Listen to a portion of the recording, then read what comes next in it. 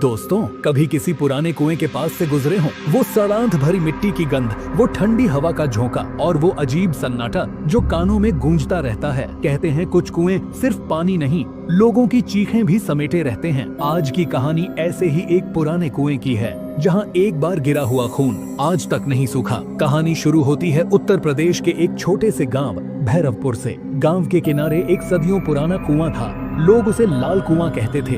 बूढ़े लोग बताते थे कि उस कुएं का पानी कभी भी साफ नहीं होता था, हमेशा उसमें लालिमा रहती थी। कहते थे उसमें किसी का खून मिला हुआ है। अब कहानी के दो मुख्य किरदार हैं, रवि और सोनू, कॉलेज के दो दोस्त जो गर्मियों की छुट्टियों में गांव आए हुए थे। रवि का ननिहाल उसी गांव में था। एक शाम दोनों बाइक लेकर खेतों की तरफ घूमने निकले। सूरज ढल चुका था और हवा में हल्की ठंडक थी। सोनू बोला, भाई ये रास्ता तो बहुत सुनसान है, चल वापस चलते हैं। रवि हंस पड़ा, डरपोक कहीं का, गांव है भाई, कुछ नहीं होगा। थोड़ा आगे बढ़ते ही दोनों की नजर उस पुराने कुएं पर पड़ी। कुआं आधा टूटा हुआ था, चारों तरफ झाड़ियां उगी थीं और उसके पास कोई नहीं जाता था।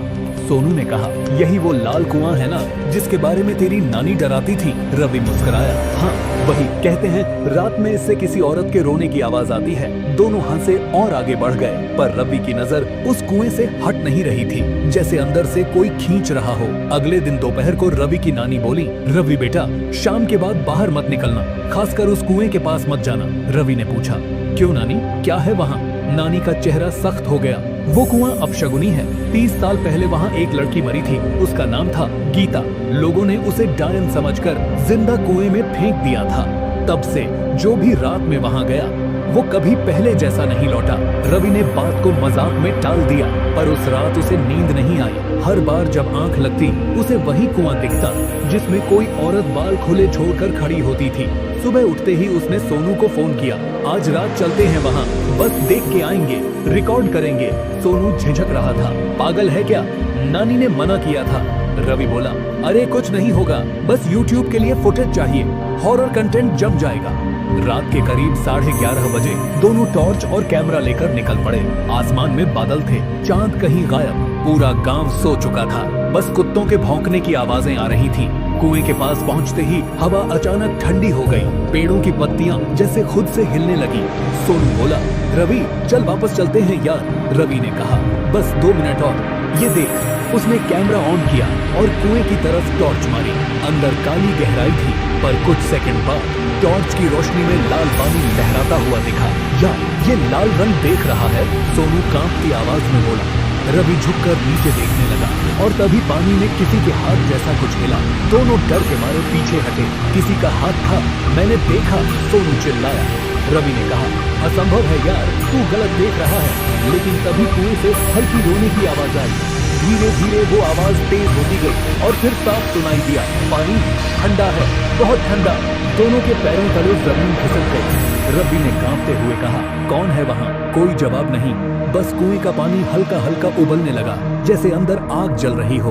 अचानक कुएं के अंदर से सफेद साड़ी में लिपटी एक औरत निकलने लगी। उसका चेहरा आधा जला हुआ था, बाल गीले और आंखें खून जैसी लाल। सोनू जोर से चिल्लाया, भाग रवि। दोनों भागने लगे, पर रवि का पैर झाड़ी में फंस गया। वो औरत कुएं से निकलकर जमीन पर आई और हवा में तैरते हुए रवि की तरफ बढ़ने लगी।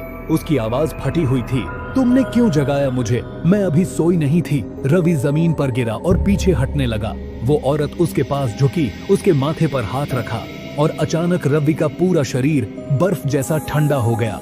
सोनू ने पीछे मुड़कर देखा, रवि वहीं पड़ा था, बिल्कुल शांत। उसकी आंखें खुली थीं और होंठ नीले पड़ चुके थे। सोनू चीखता हुआ भागा और किसी तरह गांव पहुंच गया। सुबह जब लोग कुएं पर पहुंचे तो रवि का शरीर वहीं पड़ा था, पर उसका चेहरा ऐसे जम चुका था जैसे बर्फ पर रखा हो, बिल्कुल ठंडा, सख्त।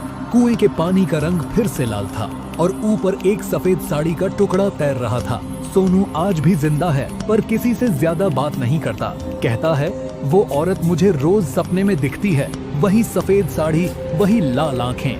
गांव वालों ने उस कुएं को अब पक्के पत्थरों से ढकवा दिया है, कोई भी वहां जाता नहीं। पर जब रात में हवा चलती है तो ढक्कन के नीचे से वही आवाज सुनाई देती है, पानी ठंडा है, बहुत ठंडा।